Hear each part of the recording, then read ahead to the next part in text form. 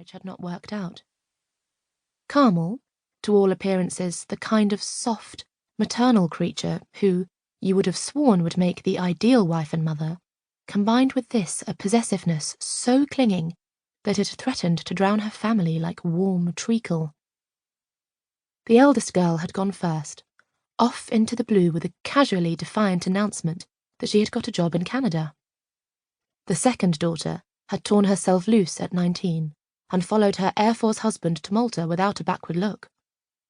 The husband had gone next, leaving a positive embarrassment of riches in the way of evidence for the divorce, which left the youngest child, Timothy, whom I vaguely remembered meeting around his grandfather's stables during school holidays.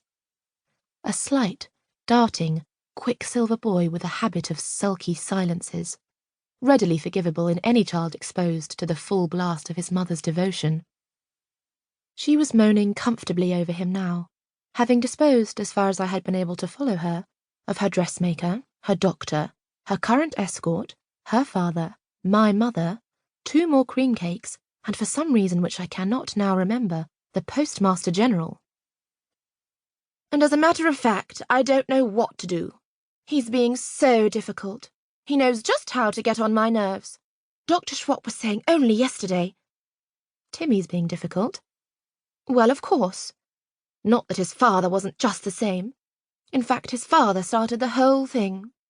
You'd really think he'd have the decency to keep out of Timmy's life now, wouldn't you, after what he did?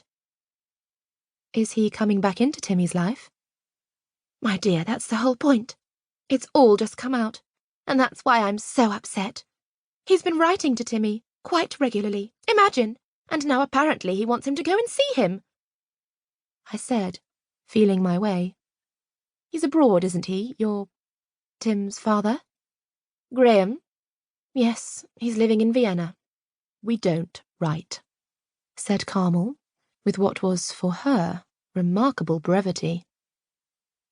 And has he seen anything of Timothy since the divorce? I added awkwardly.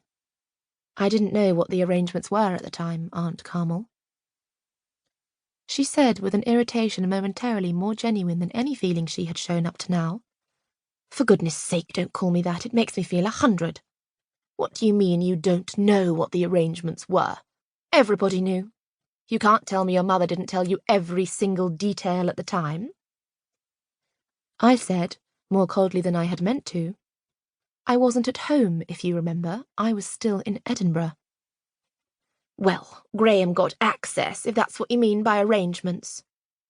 But he went abroad straight away, and Timmy's never seen him since. I never even knew they were writing, and now this.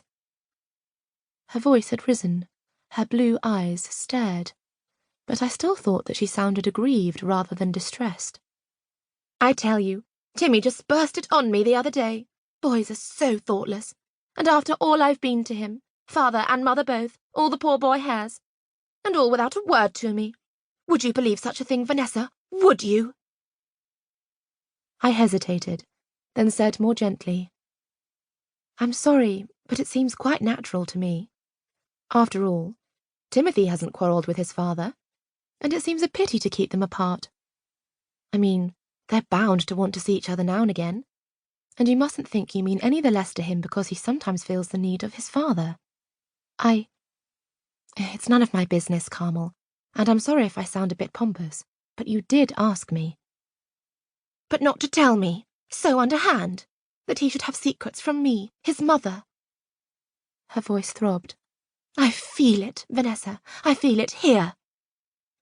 She groped for where her heart presumably lay, somewhere behind the ample curve of her left breast, failed to locate it, and abandoning the gesture, poured herself another cup of tea. You know what it says in the Bible about a thankless child? Sharper than a something's paw it is, or something like that. Well, I can tell you, as a mother, that's exactly how it feels. Sharper than the whatever it is. But of course, I can't expect you to understand. The more than conscious drama which was creeping into Carmel's conversation had dispelled any pity which I might have been feeling for her, and centred it firmly on Timothy. And I was wondering more than ever just where I came in. She had surely not telephoned me so urgently